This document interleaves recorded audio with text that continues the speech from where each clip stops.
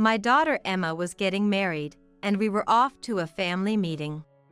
When we entered the designated room, Phil Henry and Mil Lauren were already seated. They looked like they were in the middle of a conversation, smirking unpleasantly.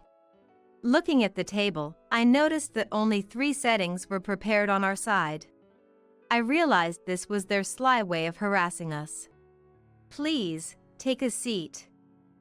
"Oh, just the 2 of you? We're a single-mother household," I replied, lifting the corners of my eyes, trying to stay calm. But Lauren let out a mocking laugh. "Oh, that's right. Maybe you should take this in a food storage container? Single mothers are poor, right?" Lauren covered her mouth, trying to suppress her laughter. Despite her harsh words, I kept my expression unchanged. Seeing enough, Emma tapped my shoulder. "That's awful. Mom, let's go." "Why leave? If it means you, who've sacrificed everything for me, have to suffer, I'd rather not get married." Touched by Emma's kindness, I smiled. "It's okay. Just wait a bit." Then, an employee came from behind with a food storage container. "Here, please take this home," he offered to Lauren. Henry and Lauren were taken aback, stunned. "If being poor is about low income, please, take it." "Huh? My name is Rachel. In my 50s, I feel like I've reached the midpoint of my life, living in a slightly spacious single-family home with my daughter, Emma. When Emma is at school, I sometimes feel a pang of loneliness in the quiet of our living room. That's when I make it a ritual to prepare 2 mugs of tea, one for me and the other for my late husband, Nathan. Pouring tea for Nathan and imagining he might be with me brings comfort. Nathan was diagnosed with cancer about 20 years ago and passed away suddenly as we were about to start his treatment. On his deathbed, he implored me to take care of Emma. She must become someone admirable. At that time, Emma was too young to remember much about her dad. To fulfill my promise to Nathan and to prevent Emma from feeling lonely or sad, I raised her single-handedly, balancing work, household duties, and parenting. Despite being a single mother, I managed to send Emma to college. Emma grew up to be academically excellent, beautiful, and a genuinely kind and wonderful woman. She's my pride and joy. After graduating, she got a job and started living on her own. I can't always rely on you, Mom. It's time I do something in return for what you've done for me. Don't worry about me, just do your best. Eat properly, don't stay up too late, and... Come on, I'm not a child anymore. What are you saying? You'll always be my precious child. The night before she moved out, Emma and I stayed up late, talking about the past, the future, and about her dad. We never ran out of memories to share, losing track of time. Even after Emma started living by herself, she would send various texts to my mobile phone. She would complain about unpacking, cooking, training at work, and colleagues. Each text made me feel as if Emma was right beside me, probably feeling lonely in her new life. But as time passed, the texts became less frequent. I assumed that Emma was finding her own way. I guess Emma is doing well. The lack of texts seemed to prove that Emma's days were fulfilling. And even the tea I brewed for Nathan seemed to nod in agreement. A year and a half after Emma started her job, I received a call from her. She sounded happy. "It's been a while," she said. "Mom, there's someone I want you to meet next Sunday. Do you have some time?" "Oh, it's been a while. Yes, I do have some time on Sunday." "Then, I'll come home on Sunday. Is noon okay?" "Yes, that's fine. Be careful coming here. It's been a while since I've seen you. You'll be surprised. Bye." After saying that, Emma hung up, and I stared silently at the screen. I wondered how long it had been since we last talked on the phone. Her unusually happy tone over the phone intrigued me, but when Sunday came, I was indeed surprised, just as Emma had said. At the door was Emma and a young man named Ryan. Ryan was not dressed casually but in a casual suit, looking slightly nervous. "Nice to meet you. I'm Ryan, and I've been seeing Emma for a while now." Ryan, who introduced himself, was tall with features like a movie star, and came off as a very polite and good young man. "Nice to meet you. Please, come in." After inviting them into the living room and making tea, we sat at the table where Emma gave an update and introduced him. Then, Emma said shyly, "So, Mom, the reason I wanted you to meet him is because we are thinking about getting married." Married? Though I had anticipated it, the fact that Emma had found someone still surprised me internally. I kept my composure, looking at Ryan, who now had a more serious expression. "Yes. I proposed to Emma recently, and I wanted to meet you, her mom." I paused for a moment before responding, and I said, "I see. I didn't know Emma has been seeing someone as wonderful as you." "Ryan, Emma doesn't have a dad, and I raised her by myself." "Yes, Emma told me she grew up in a household without a father." "Emma is my treasure, my precious daughter. Can you promise to protect her and make her happy?" "Of course. I am confident that I can make Emma happier than anyone else in this world." Ryan answered firmly, without flinching at my stern attitude. Had he hesitated, I might not have approved of their marriage. "All right. Please take good care of Emma." Hearing this, the two of them looked at each other, relieved, and smiled happily. Seeing them like this made me smile too. I think Nathan would have smiled in the same way if he were here. Months after sending off a happy Emma and Ryan, Emma took a long break and came home. She happily talked about her work and Ryan, but occasionally she looked troubled. When asked, she'd quickly change the subject, saying, "It's nothing, Mom." Whenever Emma wants to talk about something or lies, she shrugs her shoulders. This time, Emma did it again, so I was sure something had happened. "Hey, Emma. How about we try that new place? It's a brand new cafe here." I showed her the screen of my mobile phone. Her eyes lit up at the sight of the cafe. I wanted to go there. The coffee is popular, everyone at work says it's good." Then it's settled. The next day, Emma and I walked to the cafe. After ordering coffee to go, we walked for a while. "Mom, thank you for accepting my marriage with Ryan. He seems sincere. Take good care of each other, Emma." When we reached a large park, Emma started to talk. "Actually, I went to the in-laws' house. I feel like I'm not well liked by them." Emma's story went back a month. When she visited the in-laws' house, Henry and Lauren seemed skeptical at first glance. "Nice to meet you, I'm Emma. I'm dating Ryan." "Hey, Ryan. Are you sure about her?" Lauren interrupted Emma's greeting. "What do you mean?" "Well, she looks rather plain, doesn't she? Her clothes, her makeup, it all screams poverty. She doesn't match you at all." Without a word of congratulations, they blatantly insulted Emma. "Mom, that's rude. You shouldn't talk about my girlfriend like that." "Don't you think so too?" Lauren sought agreement from Henry, who was sitting next to her, and Henry nodded in affirmation. "Ah. Is your family that poor? Do your parents work?" "My mom works, and my dad passed away when I was young." "Single mother, huh? I figured as much," Henry said with a strangely satisfied look and scoffed. "Dad? It must be for the money. We come from a respectable family. You should stay away from a woman like that." How can you say that? Emma is not like that.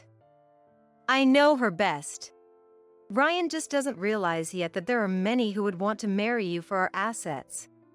And then, he even suggested introducing Ryan to a daughter of an acquaintance. Lauren agreed with this proposal, pleased with the idea. That would be better. After all, we know someone respectable who works for a major company.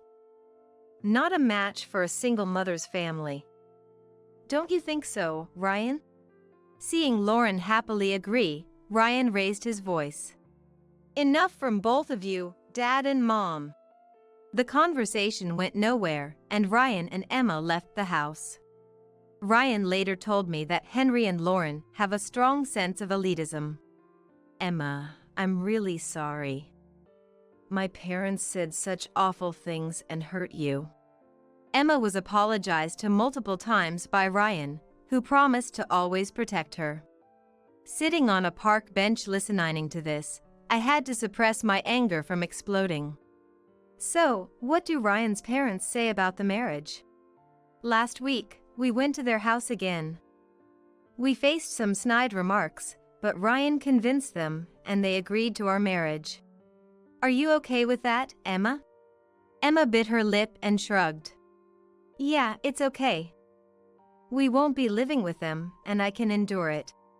Is that so? It was clear that the relationship between Ryan's parents and Emma was strained. Even with Ryan's protection, there would be limits. Knowing they would face hardships, I wished I could advise them to reconsider the marriage. But having already given my blessing, I couldn't say that. Even in this short time, Emma looked downcast. Thinking she might always look this way saddened me. So, about the family meeting, I'm thinking maybe I shouldn't go. Why? If it's going to make you feel bad, Mom, I don't want to have the family meeting.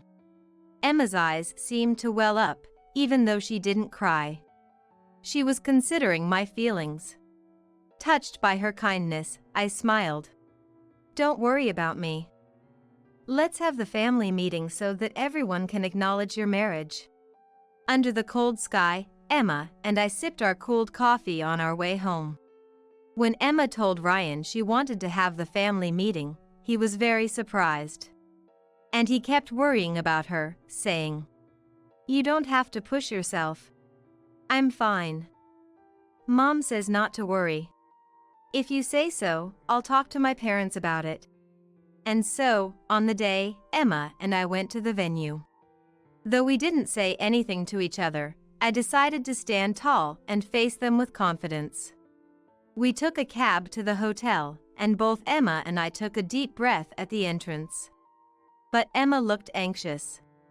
When Lauren specified this hotel, she made a snide remark. "It's that famous hotel you see in commercials. A place your family wouldn't be familiar with." Emma took it to heart and became completely intimidated by the unnecessary comment. I gently pulled Emma closer by the shoulder, signaling with my eyes that everything would be okay, and we started walking together. We ran into Ryan at the entrance. He seemed to have arrived earlier and was waiting for the elevator. "Thank you, Emma and Rachel, for having time today." Ryan appeared much more nervous than the last time we met, sweating on his forehead despite it being winter. "No, thank you. We have been looking forward to today." You might have heard from Emma, but this hotel is where my dad works." Ryan seemed uneasy and worried about his parents possibly saying something offensive, given their behavior in front of Emma. I responded confidently, "Yes, I'm aware. No need to worry." "Ryan, you look better when you're confident." As Ryan looked up, the elevator doors opened, and we stepped in, riding up to the higher floor. Upon entering the room, Henry and Lauren were already seated, seemingly in the middle of a conversation, smiling creepily. Noticing that 3 sets of tableware were prepared on our side, I realized it was their sly form of harassment. "Ah, we've been waiting for you. Please, have a seat." "Oh, just the two of you? We're a single-mother household," I replied, lifting the corners of my eyes, trying to remain calm. But Lauren let out a mocking laugh. "That's right. Maybe you should take this in a food storage container? Since you're poor." "Huh? Single mothers are poor with low income, right?" "That's right. The income of a single mother is predictably low." Lauren covered her mouth, trying to hold back her laughter. Despite their harsh words, I remained expressionless. Unable to stand it, Ryan cried out, "Dad, Mom, stop it. This is too disrespectful." At that moment, Emma tapped my shoulder. "That's awful. Mom, let's go." "Why?" "If having me means you suffer, Mom, I'd rather not get married." Hearing this, Ryan turned around in surprise. "Emma." While watching them, I clearly said, "It's not necessary. Just wait a moment." Then, an employee came from behind with a food storage container. "Here, please take this home," he offered to Lauren.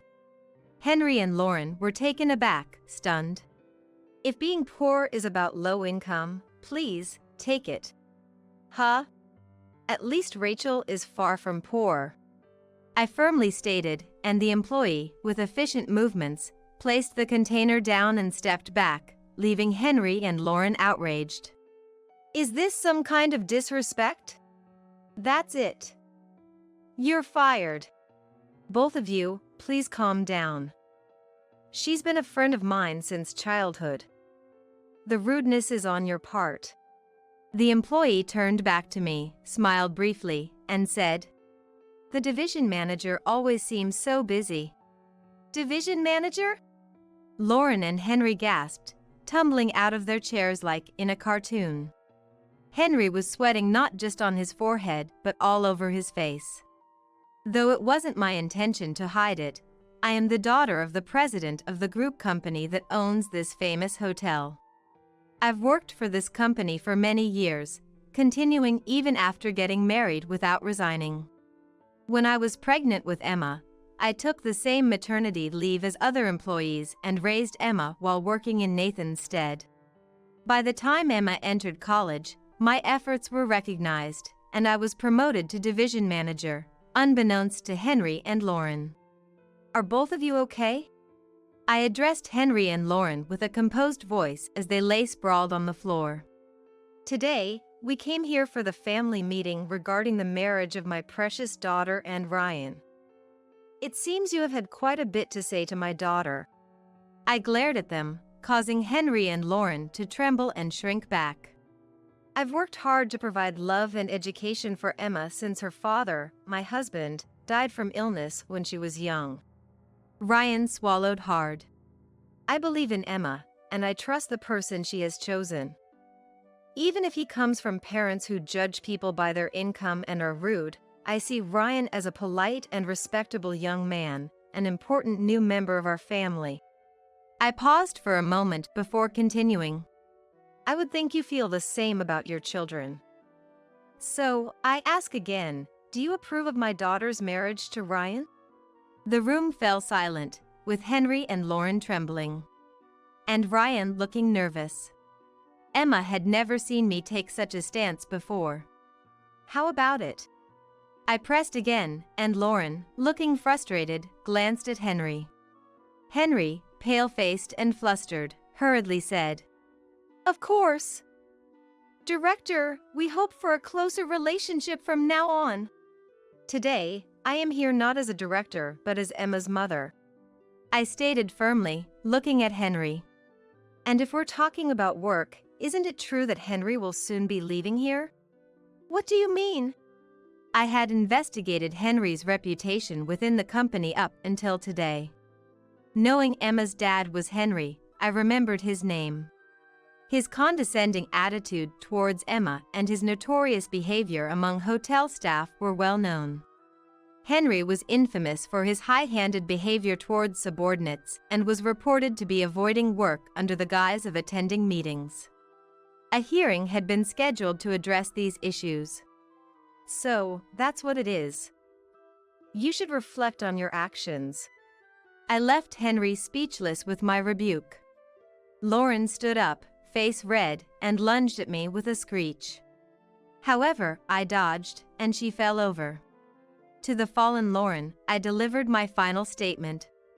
And know this, if you ever interfere with Emma and Ryan's happiness again, I will not remain silent. With that, I firmly addressed the two, then led Emma and Ryan out of the room. Of course, I left the follow-up to the employee who has been a friend since childhood. Half a year has passed. The heat is relentless for someone in their 50s like me. The weather forecast predicts another scorcher today. As I walked to the supermarket, I thought back on the events. After the family meeting, Ryan apologized to Emma and me numerous times. I'm really sorry for my parents' rude behavior. It's okay. We've seen your sincerity. I'm truly ashamed. I don't want to associate with parents like that anymore. But they're the ones who raised you, right? No, it was my uncle who raised me. My parents left me with him until I was a college student.